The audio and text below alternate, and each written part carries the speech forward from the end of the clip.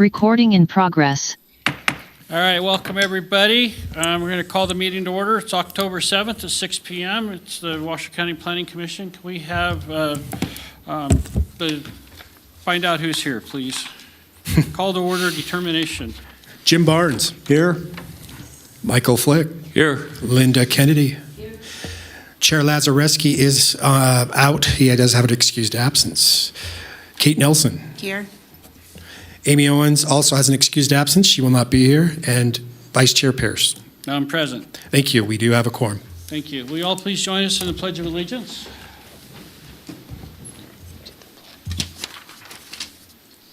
I pledge allegiance to the flag of the United States of America and to the republic for which it stands, one nation, under God, indivisible, with liberty and justice for all.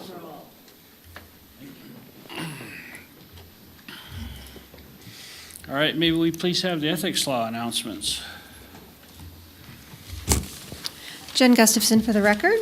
Commissioners are reminded that if with respect to any matter or any person coming before the commission today, number one, you've received a gift or loan. Number two, you have a pecuniary interest. Number three, you have a commitment in a private capacity such as a family, employment, business, or similar relationship. Or number four, if you've provided representation or counseling before an agency to a person or entity for compensation within the last year on a matter being considered here tonight, please remember to disclose that gift, loan, interest, commitment, or prior representation at the time the matter is being considered. And furthermore, please remember that you must abstain from deliberation or voting on the matter if it's clear that the gift, loan, interest, commitment, or prior representation would materially affect the independence of judgment of a reasonable person. Commissioners are also reminded that under the Planning Commission rules, if you've had any contact outside this meeting with any persons interested in a matter coming before the commission today, you should disclose the nature of that contact at this meeting. I'm also going to go ahead and read the Zoom instructions. We are holding this meeting tonight in person in the County Commission chambers. It's also being held via Zoom. To attend the meeting via Zoom, you can log into the Zoom webinar using the link that's found on the first page of tonight's agenda. You can also join the meeting by typing zoom.us into your computer browser, click Join a Meeting on the Zoom website, and enter meeting ID 842-7265-9406. If anyone's having any computer difficulties, you can join the meeting via telephone only by dialing 1-669-900-9128 and enter meeting ID 842-7265-9406 and press pound. For those wishing to provide public comments that are logged in via Zoom, you can utilize the raise hand feature during any public comment period. To provide public comment via telephone only, you can press *9 to raise your hand and *6 to mute or unmute. Thank you. Thank you. Can we have the appeal procedure, please? Yeah, most decisions rendered by the Planning Commission are appealable to the Board of County Commissioners. If you disagree with the decision of the Planning Commission and qualify as an aggrieved person or party, you may appeal in writing within 10 calendar days from the date that the decision being appealed is reduced to writing, filed with the Secretary of the Planning Commission, and mailed to the original applicant in the proceeding being appealed in accordance with Washoe County Code. Please call the planning staff immediately at 775-328-6100 for information on the appeal procedure and the application fee. Thank you. At this time, I'd like to open up general public comment. Do we have any general public comment? I do not have any general public comment in chambers. I have no hands raised on Zoom. All right, we'll close public comment. Move on to item number 6, approval of today's agenda. I have no changes. Can I get a motion to accept as written? Commissioner Kennedy moves for the approval of the minutes. Commissioner Nelson, I'll second. Let's see agenda. We have a motion and a second. Jen Gustafson for the record. Can we please redo that motion since we're on the other item? Yes. Thanks. Linda, can you please remake that? It's for today's agenda. I'm sorry, I jumped. I'd like to make a motion to approve today's agenda. Commissioner Nelson, I'll second. Okay, we have a motion and a second. All those in favor of today's agenda approval, say aye. Aye. Aye. Any opposed, say nay. All right, moving on to number 7, approval of the September 2nd draft minutes. Everybody get a chance to look at it. Do we have any changes? If not, can I get a motion to accept? I move that we accept the minutes as written. All right, we have a motion. Do we have a second? Second. Second? All right, and so we have a motion and a second. All those in favor say aye. Aye. All those opposed say nay. All right, motion passes. That second was by Mr. Flick. All right, so that starts off with number 8A, which is WAB 25-0008. Mr. Lloyd, would you please announce it? Yes, this is abandonment, case number WAB 250006 for the US 40 roadway easement abandonment. For hearing, discussion, and possible action to approve an abandonment of Washoe County's interest in a 60-foot wide roadway easement. And filling in for Chris Bronzik tonight is Senior Planner Kat Oakley. Kat, floor is yours. Thank you. Kat Oakley with Washoe County Planning. I'm presenting this on behalf of Chris. This is WAB 25-0006, an abandonment for US 40. So this is a request to abandon Washoe County's interest in a 60-foot wide roadway easement that was established in 1977. It's part of this parcel is located kind of in the north of Verdi. It's part of a grid system of roadways that never got built out, kind of up in the hills back there.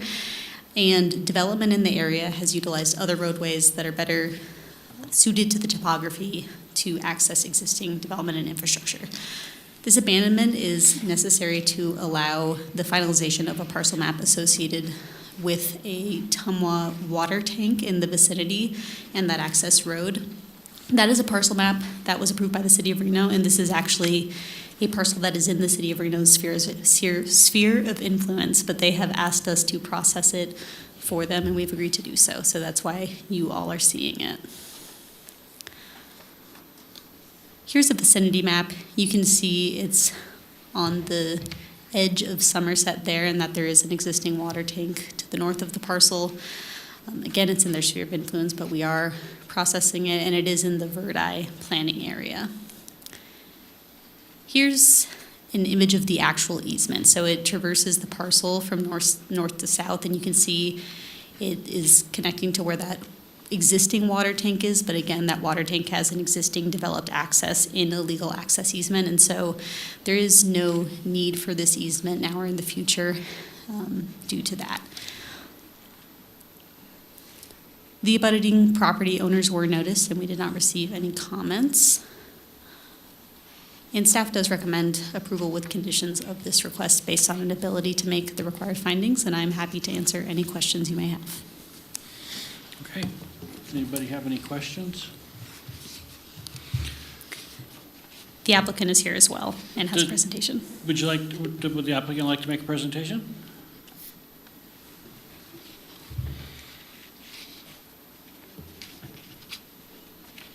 Let's see if it's here. Sure, I do have a presentation, or I'm also happy to answer any questions. Okay, just please state your name for the record. My name is Karen Downs. I'm with Manhard Consulting on behalf of the applicant on this roadway easement abandonment. Excuse me. I will try not to duplicate the information that Kat just presented. Again, here's the location of the project. And the purpose why we're here tonight requesting the abandonment is to allow for a parcel map to be recorded on the site. That parcel map, as we'll look at, will allow for an approved water tank for Tumwa and the access road.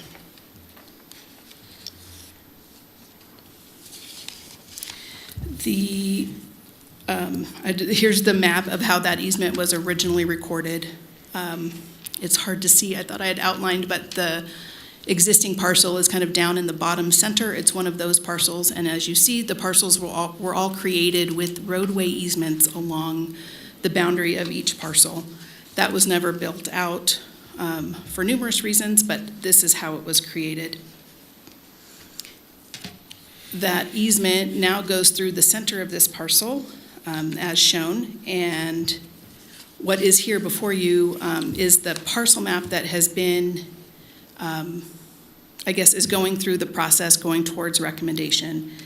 The water tank parcel is that square in the middle of the parcel. That's for the water tank, along with the associated infrastructure. That part's been approved by the city of Reno. It was a conditional use permit for major utility and also for grading at the time. And then this parcel map is to create the parcel. That abandonment goes through the center of the water tank parcel and the access road. And let me go to the next slide to show the abandonment area. Because it goes through that area, it is required as part of the parcel map process to be abandoned. So now we're here. It's a little different, as you weren't the board looking at the project itself. That went through the city of Reno, but that is why we're here. It's kind of the final step in that approval process. Again, as we discussed, those are kind of the reasons why we're here. The easements have not been developed in the area itself. There's no foreseeable use for that easement. The abandonment will not change the existing parcel configuration, and there are no utilities in the abandonment area. With that, I'm happy to answer any questions you have. Thank you. So, go ahead. It's Commissioner Flick. Could you show me again where the new tank is going? Yes. She's bringing it back up.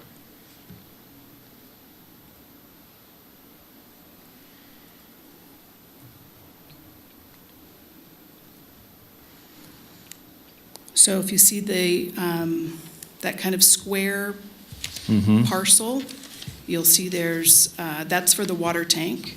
There is an access road to the water tank that's Sketched in. Yeah. yes, on the west side of that. You'll see on the east side, there is an area for easement, a variety of easements on the east side that is existing. It includes a public utilities easement, water line easement, water facilities easement, communications easement, and overhead electrical easement on the east side, kind of that darker easement line. Is that the one that's drawn on the east side of the square? Yes, That's where the existing utility easements are? correct.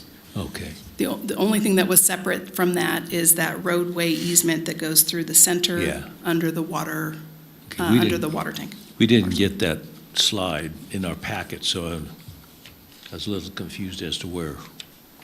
Okay, thank you. Anybody else have any questions at this time? No? All right, let's open up public comment. Do we have any public comment? I have no public comment in chambers. And I have no hands raised on Zoom. Okay, we'll close public comment, bring it back to the board. Do we have any discussion on the matter, any questions? If not, can we get a motion?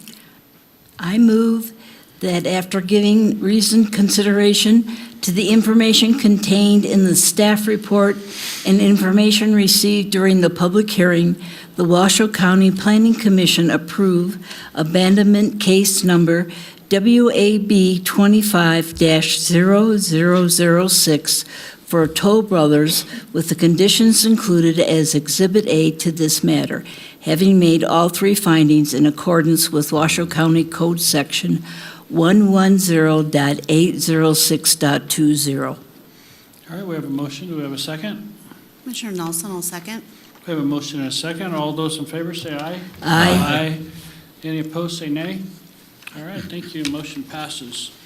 That moves us on to 8B, WDCA 25-0009 for senior housing. Mr. Lloyd, would you please announce? Yeah, for hearing, discussion, and possible action to initiate an amendment to Washoe County Code, Chapter 110, the Development Code, in Division 3, the Regulation of Uses. These amendments include modifying the title of Article 336 from Affordable Housing Incentives to Housing Incentives, adding provisions to describe the purpose of Article 336, Housing Incentives, and create incentives for senior housing, and amend provisions to include senior housing as a residential use type in Table 110-302-051, and define the term and all matters necessarily connected therewith and pertaining There too. If approved amendments are if the approved amendments are initiated, the Planning Commission may recommend approval of the proposed ordinance as submitted, recommend approval with modifications based on input and discussion at the public hearing, or deny the proposed ordinance. If approval is recommended, the Planning Commission is asked to authorize the chair to sign a resolution to that effect. And representing Washoe County in this matter once again is Senior Planner Kat Oakley. Hi, Kat, floor is yours. Kat Oakley with Washoe County Planning. This is WDCA 25-0009, a senior housing focused set of development code amendments. A little bit of background. You have seen some of these figures before, so I will not belabor it, but seniors are the most cost-burdened group in our region in terms of housing costs. Figure 2 there on the top right shows the percentage of the population that is spending 30% or more of their household income on rent, broken down by age. And that bottom red bar there is 65 plus. So part of our community that's experiencing a lot of challenges when it comes to housing. And there is also an anticipated increase in senior population of about 30,000 people by 2044, and that is according to the Washoe County Consensus Forecast, and that's that table there in Figure 1. And so we know there is a need for more senior housing options in our region, and that's what these code amendments are attempting to address. Senior housing right now in our code isn't defined as a use type or really talked about. The only similar use type we have is continuum of care, but that has a medical care element that doesn't encompass all senior housing products and types that are available or could be available. And so what we're proposing is to add senior housing as a residential use type in Article 304 and add it to the use table in Article 302. And we're defining it in a way that aligns with the definition at a federal level under the Housing for Older Persons Act. So that is a development in which at least 80% of the occupied units are occupied by at least one individual who's 55 years of age or older. So that kind of typical 55 plus community that you might see around advertisements for it, that's what this is trying to encompass. The permitting and density requirements and allowances will be whatever they are for that housing type. So if it's multifamily senior housing, it will be subject to the multifamily housing requirements, same for single family or any other type of housing. Another thing in the definition is inclusion of the ancillary commercial type uses that might be associated with a senior development provided as amenities for the residents. So that would include like a pool house or recreational facilities, activities, those sorts of things that developments sometimes provide for the social lives of the seniors who live there. There is also reference to Article 336, housing incentives, which we'll move on to now. So we are activating Article 336 that has been held in reserve to include incentives for housing. And so we're, everything in this article is new code. We're proposing to add incentives for senior housing and specifically to add a 25% density incentive. So the idea is that senior housing developments that fall under that definition could get that 25% bonus incentive if they agree to have a deed restriction that restricts the use of the property to senior housing for at least 20 years. And that deed restriction can be either a deed restriction on each property, or if it is a subdivision where there's fee simple ownership where the houses are sold, it could be in the CC&Rs, so long as the owners association that manages those has an agreement with the county to enforce that restriction.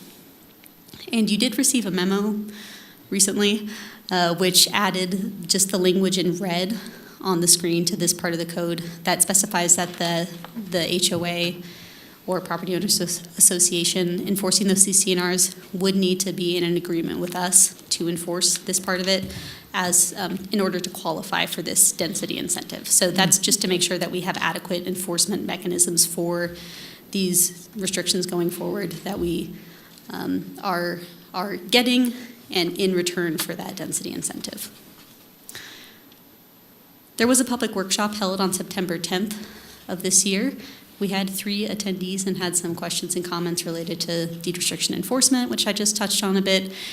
Incentives for income-restricted housing, which is something we are working on but is going to be addressed separately from this in a future set of amendments. And then on the development code update process and the timing of that and how it works. Overall, at the meeting, there was support for the amendments. As a reminder, only one of the 4 possible findings needs to be made to recommend approval of a set of development code amendments, and the staff report contains reasoning for why all 4 can be made. Here's a recommended motion. There is a motion in the memo that you got that I would ask that you use because it references the memo, and the date of that memo should be 10/6/25, which is what the date ended up being. So with that, I am happy to answer any questions. Thank you. Go ahead, Mr. Flick. Yes, Commissioner Flick. So we have the 25% incentive. Let's say you're in a zone where minimum lot size is, say, 3,000 square feet. And then does that get waived when you add the 25%? Caddo-Oakley, Washoe County Planning, it does not.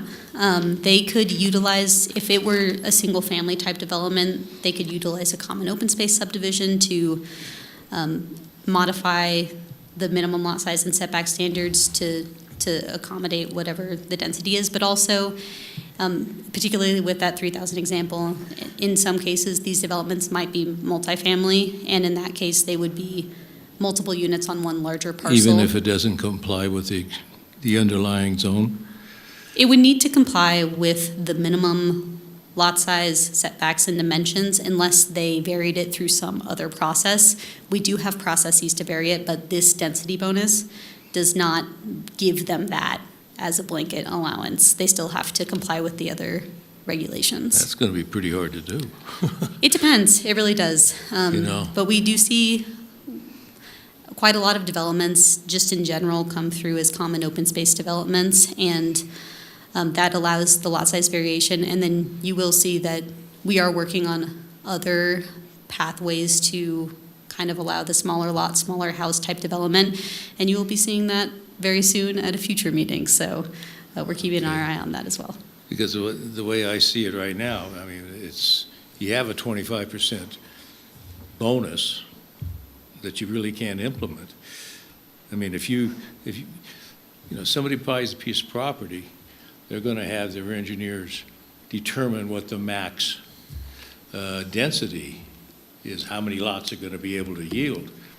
And if they already do that, and they still have to comply with the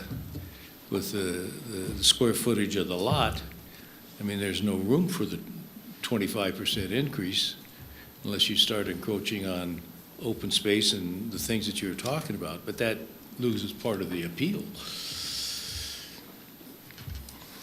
Yeah, I believe what this does, it does accommodate for a slightly higher density when senior housing criteria is implemented. In these instances, what you're going to find is that I don't think you're going to see the standard lot and block type development with the senior housing. You are going to, what we anticipate is that you're going to see a common open space development where there's opportunities to vary lot sizes, to vary minimum widths and minimum setbacks. And I do believe that there will be that ability to accommodate it. So they're not going to be restricted to those standard minimum lot sizes within the regulatory zones. All right, but that's coming in at another ordinance? No, it's right now we do allow right that. now, Most of the developments that this Planning Commission currently sees, most of the tentative subdivision maps utilize the common open space standards. Oh, okay. Thank you. Commissioner Nelson? Just a quick question. So it's for a period of no less than 20 years. What happens after 20 years and they decide that they no longer want to provide senior housing? Caddo-Oakley, for the record, they could do that. And that is kind kind of typical for deed restrictions, whether it's senior housing or affordable housing. It'll be for a time horizon of 20 or 30 years, and the community gets that benefit for that amount of time, and then going forward, it may or may not be that way. Often with housing, when there's federal funds involved, they may kind of re-up to maintain some funding opportunities. In this case, it's likely that it would have only that time horizon of 20 years, but we would get the benefit for that amount of time. And also the benefit of having units that are more likely to be constructed to be friendly to seniors or people as they age, and that kind of built-in benefit would continue regardless of the deed restriction status. Thank you. Yeah. Kat, do you see this as kind of the first step to regulate senior housing? And there'll be more restrictions or rules as to how it's handled that needs to happen before you can move forward? Kat Oakley for the record. So this is our first attempt at defining it in our code and providing some incentives for it. Right now, people have developed senior housing in the county, and it's just been classified as whatever housing type it is. So if it's multifamily, it's a multifamily development. If it's single-family subdivision, then that's what it is. And so what this does is addresses senior housing more specifically and allows us to encompass those kind of amenity parts of a senior housing development, the social amenities, and then also to provide the incentives. We don't have any plans at the moment for additional, more restrictive regulations specific to senior housing, if that is what you are asking about. Okay. Thank you. Does anybody else have any questions right now? Okay, let's open up public comment. Do you have any public comment? I have Pat Davison in Chambers.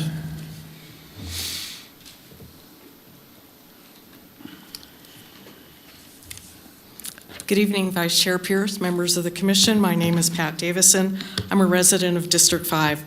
I was the person at the September public workshop who suggested the density bonus be on a sliding scale based on whether income restrictions were part of the development. Given staff's answer that future density incentives will be aimed at income-restricted housing, I'm satisfied with this draft as is and look forward to more discussion about incentives. Remember, this is your first entry in Article 336 describing incentives. Yay, let's celebrate. What I really like about this proposal is that it is not limited to housing type, giving developers a lot of flexibility. Your previous actions to add several different housing types like duplex, cottage court, made for a very strong foundation on which to build the county's housing program. Piece by piece, it is coming together. One general question I did ask staff a few weeks ago was about fractional portions resulting from the 25% calculation. Can they be transferred or sold as credit to another project? The answer is no. My only other question is again of a general nature and relates to any increase to growth projections from an approved density bonus. Does that increase in housing units and population require a master plan amendment or regional plan amendment? I'm looking to staff in the next week for an answer on process. So that's it from me. I support this package as a proactive, simple, straightforward step to encourage the creation of new senior housing, which is needed now and will be needed in the future. And it's good news that the CABs were notified. Thanks for listening. Thank you. Would you like to do public? Go ahead, sir. Sir, when you're done, could you please come over and fill out a form for us? Thank you. You have 3 minutes. And state your first and last for the record. Thank you. Hello, I'm Mike Evans with Silverado Homes. I just wanted to speak to you for a second. We're fully in support of this measure. We're actually currently building a senior project in Washoe County. It's off of Neighborhood Way, off of Eagle Canyon Drive. And the reason we support it is it creates an easier pathway for us to build the model that we are currently building. And if you guys haven't been out there, I highly invite you to come visit it. It's called Silverado Village. You can look it up online, and you can also visit it off of Neighborhood Way. The only real concern, and it's not a big concern, is medical, at least at the independent level, should never, or rarely, if ever, be part of like the independent living programming. And in the code amendment, it talks about that it's an allowed use or that it may be used as part of the senior housing. And I just want to express that at least at the independent level, we would hope that the county, whether it be the planning commission, county commissioners, or anyone that writes conditions of approval, would not make medical mandatory at the independent level, because it kind of goes against creating affordability. When you start adding medical services to someone who generally doesn't need it, the expenses of the community, go up astronomically. That was it. Thank you very much. Thank you. I have, sir? Oh, you need to fill out the Yeah, form. thank you. I have no further public comment in chambers, and I have no hands raised on Zoom. All right, we'll close public comment then and bring it back to the board. Do we have any discussions or questions, Mr. Oh, Fleck? well, I would like to thank the young lady for her participation in the drafting of this ordinance. I also want to say that I have been to the Silverado place and went through the models and everything, and it's a very nice development. And if from the developer side, if he's satisfied with the written instructions that are in this ordinance, then I am too. I was just worried about, again, you can put a carrot out and you can never reach it. And I wanted to make sure that, that we do start planning and implementing laws that will service this population that's coming upon us. And hell, it's already here. I'm living proof. Anyway, that's all I have. Okay. Does anybody else have anything? All right, I'll entertain a motion. Okay. Commissioner Kennedy, I move that after giving reasoned consideration to the information contained in the staff report memo dated 10/3/25 and information received during the public hearing, the Washoe County Planning Commission recommend approval of WDCA 25-0009 to amend Washoe County Chapter 110 Development Code within Articles 302, 304, and 336 as reflected within the proposed ordinance contained in Exhibit A to the 10/3/25 memo. I further move to authorize the chair to sign the resolution contained in Attachment A on behalf of the Washoe County Planning Commission and to direct staff to present a report to this commission's recommendation to the Washoe County Board of County Commissioners within 60 days of today's date. This recommendation for approval is based on the ability to make at least one of the four findings set forth in Washoe County Code Section 110.818.5E. We have a motion, we have a second? Commissioner Nelson would like to just verify that you meant the 10/6/2025 memo, the revised one that came out this week. Yes, I was reading the revised one, yes. Mhm. I will second the motion with that update. All right, we have a motion and a second. All those in favor say aye. Aye. Any opposed say nay. All right, motion passes. Thank you, Kat. All right, that moves us on to item number 9, Chair and Commission items, future agenda items. Do we have anything for Mr. Lloyd? No. Request for information from staff. Go ahead. On the future agenda items, or I don't even know if that's the right place. I'm trying to see if there's any coordination between the development of streets with the development of housing, because it seems to be rather lopsided at this point in time. And people are always complaining about the traffic and gridlock, and depending on what time you go and where you're going, it's quite frustrating. And then you see a Pyramid, for example, where the road was improved from, say, the Walmart turnoff up to just past the Summit Church, but it still has the same number of lanes as it had before they did the improvement. No. Yes, it was 2 lanes each way. And we got sidewalks that are wide enough that you could put a go-kart through, and really you could have put another extra lane on either side of the street. Anyway, I'm just wondering if we can't integrate in the approval process road improvement with housing developments, particularly when you're getting into, the 500 units coming in or 1,000 units coming in.